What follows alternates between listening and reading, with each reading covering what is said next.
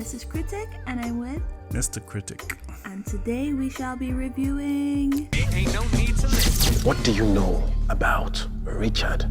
Living in Bondage Breaking Free. 2019.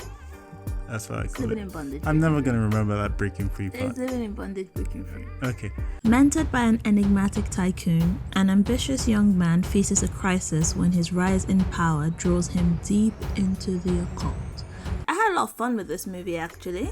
I thought this movie did a lot of good things. Yeah, it did a lot of good things. I think it was very well directed, actually. I think that's one of the most impressive directorial debuts in Nigeria. I think, I don't know if he's directed something else. Ramsey Noah directed this. I mean, it's my first directorial debut on big screen. Not like I've not done that before. Like I've not directed movies. Yeah. He directed it really well. It was just a really well directed movie. The problems I have with the movie is with the script. When it initially started, it was meant to be a reboot. And then it turned into a sequel. And I'm not sure whether that was because they decided they needed to bring old faces back and they wanted to. I'm not sure what's going on. But there was clearly a thing going on with the script. And I don't think it was because the person was incapable of making the script much better or flow better. I think it was because they wrote one script and had to adjust it to make it a sequel. Obviously, I don't know. I'm just speculating. We started working on it, but we had issues with the script. The very beginning was I liked it, was well done. I thought that voiceover with the kid singing in Igbo was creepy. That drone shot was kind of eerie as well.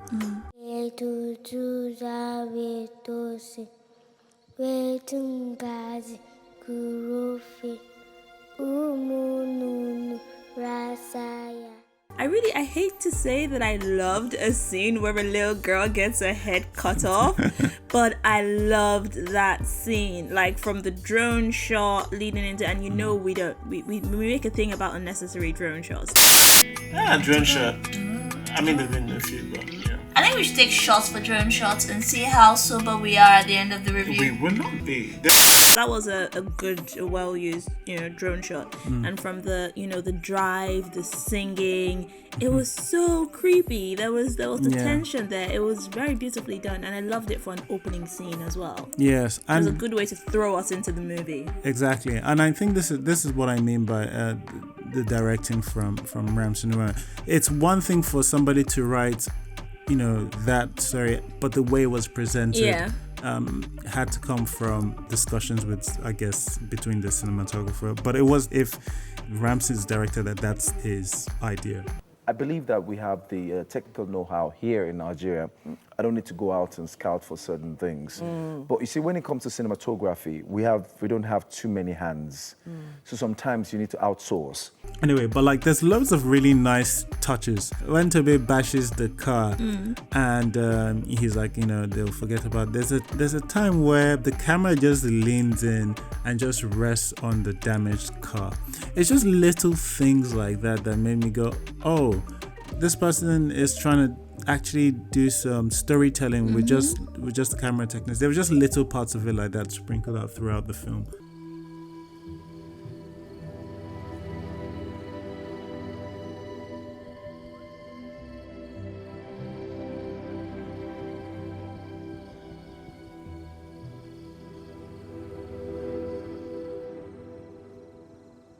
Which one of you idiots did this? The establishing shots, those were really pretty. Well, not just pretty, but they actually made sense. They're actually establishing shots. The drone shots weren't just drone shots for drone shots' sake. So, from a technical point, this movie is one of the better ones out there.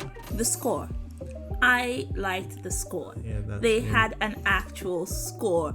But every other person in my crew were all indigenous, except, of course, I had to score, I had to edit and do all of that outside the country. It wasn't just some random person singing something or some weird song in the background.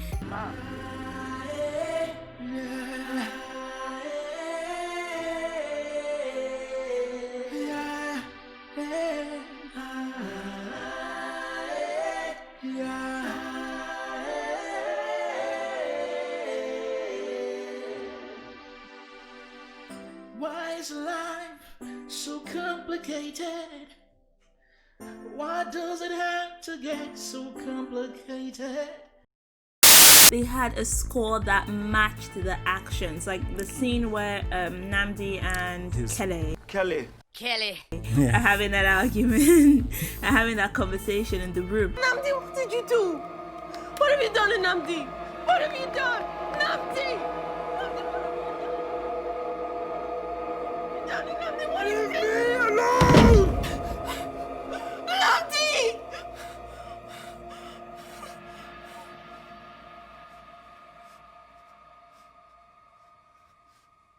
I'm feeling what I'm supposed to be feeling with the music, and I loved it. They did such, it was such a nice thing with the score they did. I absolutely loved it. I don't know what the significance was of mirrors, like we talked about it, but I enjoyed what they did with mirrors. I liked the way some parts of the movie looked.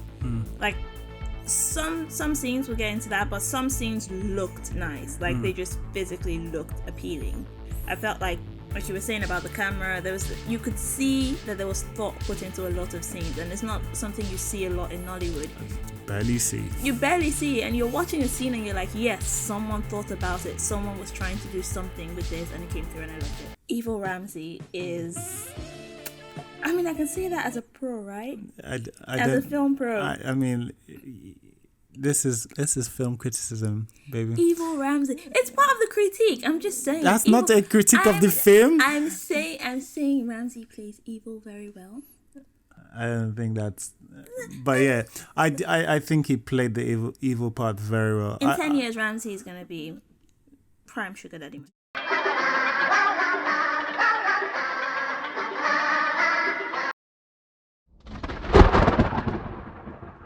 So there were some things that were a mixed bag for me there. One of the things were the performances. I think actually a lot of the performances were quite strong performances. I think we got strong performances from Kelly. Andy, Kenneth Okonkwo, he delivered as well. KOK always delivers. KOK. But I feel like they keep on underusing that man. Like this guy can. He was so underused. He had how many lines in that film? This guy chews up scenery every time he's on it. Kiss the lion's head.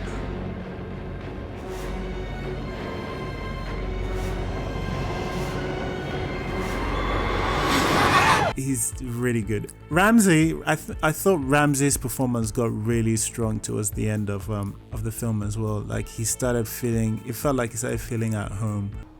Bloodsuckers. Ouch. You offend me, Andy. Don't you think that's a bit too much of an exaggeration? I mean, little droplets here and there. With the scenes, and he started getting into the plot. Considering he was directing and acting as well. Yes, that's not an easy feat because I think it was part of the story as well. Like a Genevieve, this is his Lionheart. This is like his Lionheart, isn't it? I guess it's helpful that they had a template in the original Living in Bondage. Yeah. Now the plot for me, and one of my main problems with just the story-wise, I didn't feel Namdi had the desperation that Andy from the first film has. Okay. Andy was clearly, his motivations were clear right from the start.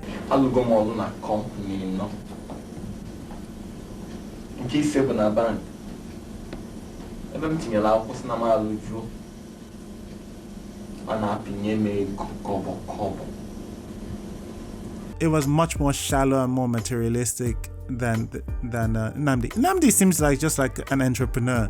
There are tons of people like Nnamdi in Nigeria. Nnamdi would have been willing to work for his money. And Nnamdi seemed like it was, and there was a point where he did, he got his 50 million, this thing. I just don't buy that character was going to the rituals. I mean, and also Andy Okeke from the original film didn't really know what he was getting himself into.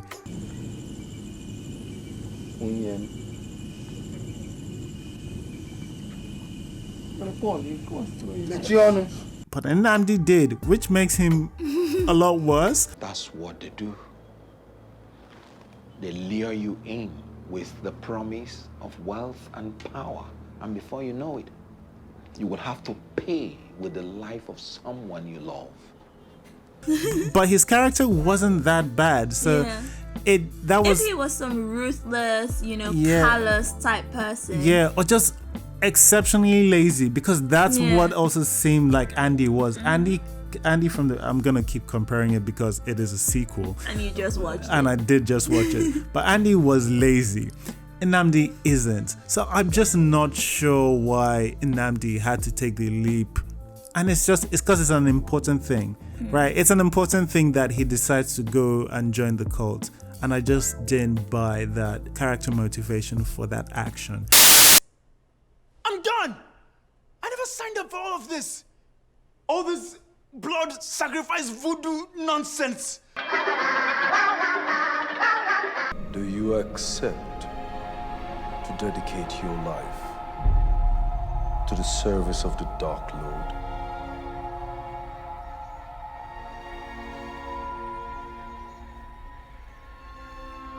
I do. signed up. We saw you at that meeting. Nandi, what the hell are you talking about? You cut your hand. You cut your goddamn hand. You signed in blood, Nam. You literally signed in blood. I'm only interested in like the filmmaking aspect. Look, I'm not expecting Nigerian film to wow me at this point now. What I feel like I'm interested in is watching Nigerian filmmakers grow, and this is exactly what I want. I want steps going forward, and this film is a step going forward. That's my general cons. It's not too big a deal. What about yours? My con was the inconsistent video quality, because like I said, some scenes were really nice to watch. They were beautiful. They looked like they were well done, and then some scenes it just felt like they were slapping me. Yeah. It felt like. I think there was one scene where you're like, oh, I really like that, and then the next shot, I'm like, oh my god, what is this? But I'll allow it. I imagine there were some technical difficulties and things around it. Also, yes, plot. You could write the name of the person, right? Why did this guy have to behead his daughter in the first scene? There's no need chopping anybody's head off. Just bring a name of anyone you love to the altar. That's it. I mean, that was a good scene, but yeah. It was a good scene. I think if I'm gonna murder my child for rituals, I drug her first, right? Yes. Let her pass out before I behead her, I forgot two things. The green screen? Yeah, the green screen is the green screen. Okay, like, hey, I get it. Look, where would they race that car? You can't be driving a Ferrari in Nigeria. You can't do that. Not in Lagos. Good lord. But good lord, that wasn't. I think you can just do better green screen than that. That was not. That was not best. A good thing I forgot to add was there was background noise. Oh my god, that's one of my nitpicks in Nollywood movies. They go outside, you can't hear any freaking noises outside. What is it? That girl farts when making love.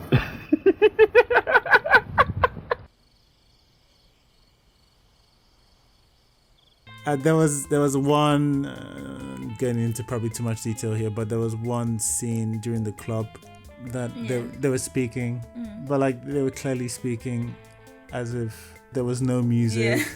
It was just because the music was clearly added in post. What about you?